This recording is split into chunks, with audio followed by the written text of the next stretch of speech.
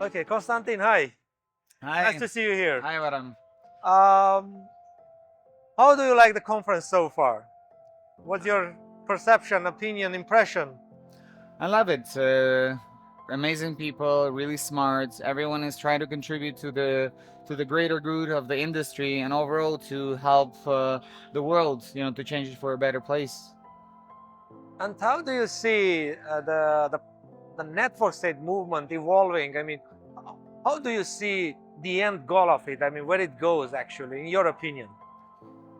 Well, it's a challenging question because to me, the way I understand the concept of networks, like we're building connection, we're building connectivity with each other. Like we're like segregated nodes, like we're, like separated from like each other. We have different perception of the world, different world views, whether it's business or just life. Just personal perceptions, and we're here to unite. We're here to hear each other, to understand each other, and with this unity, with this connection, we build a network. So a system that has multiple people with great ideas, with capabilities and skill sets which are different. And if we work together, we manage to kind of work on something big and actually solve practical problems for humanity. I think that's what's the grand vision, right? In between, we have to obviously just pivot and learn how to do it better and more efficient.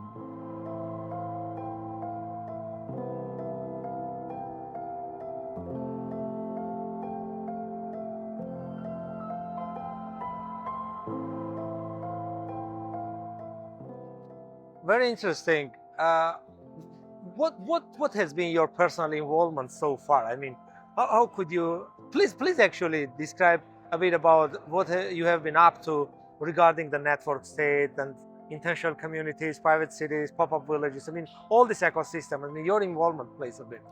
Well, for now, as part of the, I would say I'm also part of a bigger crypto ecosystem. So obviously, I've been in this space for 10 years, and therefore I'm involved in all the communities that truly contributing and love the cause of and protect the values of our movement of our decentralization of actually not just spreading the slogans of banking them banked, but building products that work.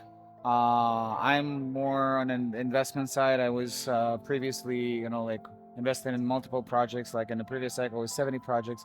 Now I'm representing Trade Dog Group. I'm a partner in the group, and we have incubator. We actually incubated 80 plus companies, three unicorns out of those 80 companies.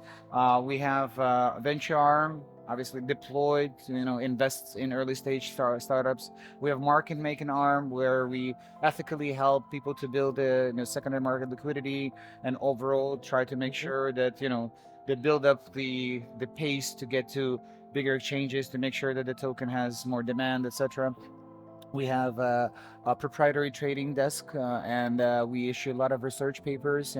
Again, purely educational. We don't charge anything for this service, so this is also to give back to community. By the way, we also have an accelerator with a partnership with DMCC, and this is the first registered accelerator in UAE. We already have three cohorts.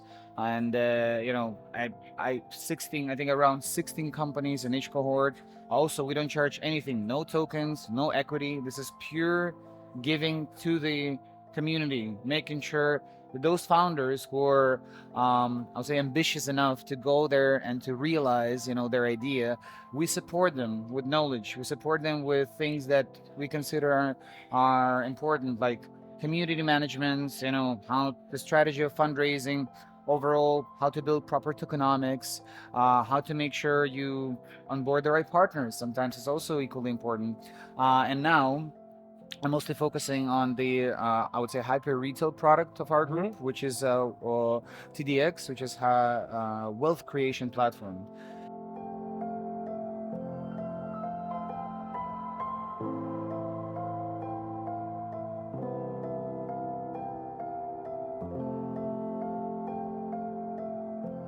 And the reason why I say wealth creation, because There's a lot of people who are living in poverty right now. Like in emerging markets, we have over a billion people who are making less than $300 a month. So we here sitting talking with you, I feel very privileged to even have this chance. And I've traveled the world enough to understand that this is not the case for a lot of other markets. And the fact that we have an ability to even provide them the infrastructure to make their first $100, right? By completing some tasks or quests, and then getting the stable coins, and then eventually get them into investment products, like investing in early stage projects in a decentralized fashion, where you don't need to ask permission from a bank, right? You can just invest in USDT or USDC, and I think that by itself is already like an incredible opportunity for people to build wealth. And once they build like some wealth, if you're more confident that, okay, well, this is actually working, now I can support my family, I can educate more on this, like I can learn how to be early stage venture investor, or how to trade. I think that's where we begin the journey. And then talking about the real world problems, with this narrative RWA, real world assets, I am a big believer that we're experiencing the revolution of tokenization of all assets. I'm a firm believer that all assets will be tokenized. We're talking about bonds, stocks, private credit, private debt. Everything will be tokenized. It's just a matter of time. I mean, I'm sure all of the people who watch your show, so they understand that, like, there's a there's not a lot of cash anymore. We have like less than 8% of physical cash right now in the world. Everything else is already digitized. It's zeros and ones on the interface of our bank applications, right? So we already live in a digital world. The question will be, what will be the ledgers of the world, right? What will be the database? Is it going to be secure? Is it we as people, as human beings who have the right to participate in this ecosystem, will we have a vote? We'll have the right to choose, let's say, which system will distribute our wealth. Yeah. And I'm excited because we are here building this infrastructure for the future. It's very early. We're only 15 years old as an industry, right? It's a little subset of the financial industry, and I'm very excited that we are now building this infrastructure that 100 years after us, people will actually use, and probably will remember in the historical books that there were crazy degens who were like daring enough to go and do it.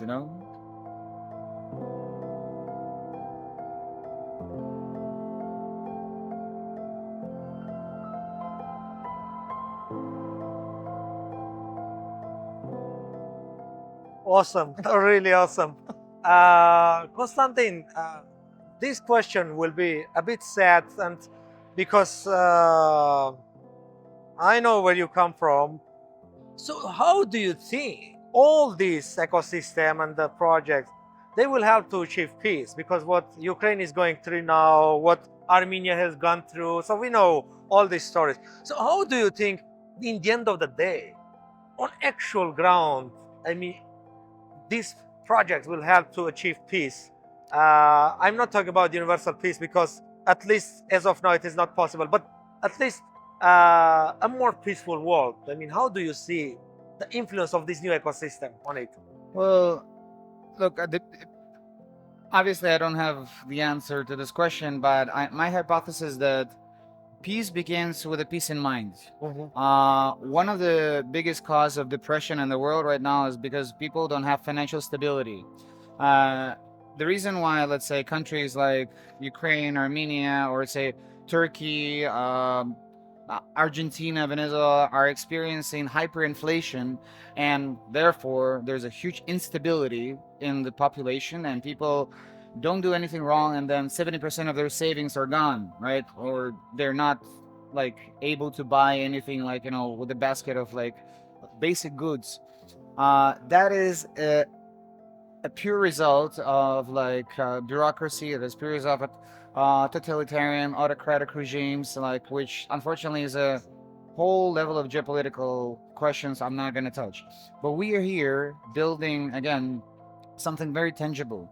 we're building an opportunity for people to have a chance to actually save their money, to build their wealth and actually preserve their wealth.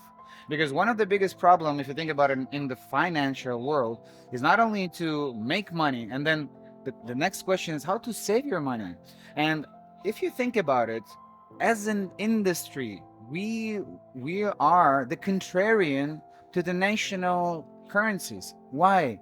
Because governments, if you think about it as startup founders, the politicians, and they fail, okay? And people have now the choice to say, okay, you know what? I'm not gonna save money in the national currency that I don't believe in. I would prefer and go to the Bitcoin or maybe stable coins, whatever they prefer, because I believe this actually protects my interests, my financial stability more than my government. They have this luxury. If you think about it, that's already a revolution. Like 15 years ago, they didn't have this option. Yes, they can buy, for example, some foreign assets, stocks, or like other invest, but how many people have this ability, right? They need to go to financial advisor, some other convoluted interfaces of old banks, etc. So our job is to provide them the ability to do it in a very easy way. 2 clicks, super easy UI UX, so user interface, right? And then that is, I think, the practical solution, what we need to deploy.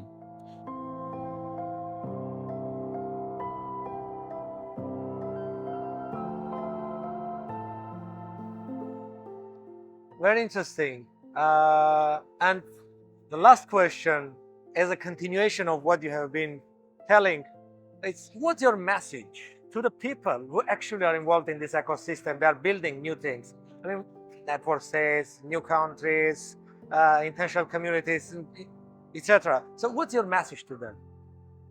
The message is, I know it will sound maybe cheesy, but like, unity. I mean, we have to unite. We have to, if you think about it, the success of the network is when all the nodes, you're the node number one, I'm the node number two, when we work together. And we work together, when working together, we're creating more synergies, we're creating more value for other people. So if we remove our ego, if we actually start contributing to the ecosystem, like one, we have much better chances to make an impact to the world. Very simple. Thank you, Constantine. Thanks a lot and good luck with your project. Thank you so much. Okay.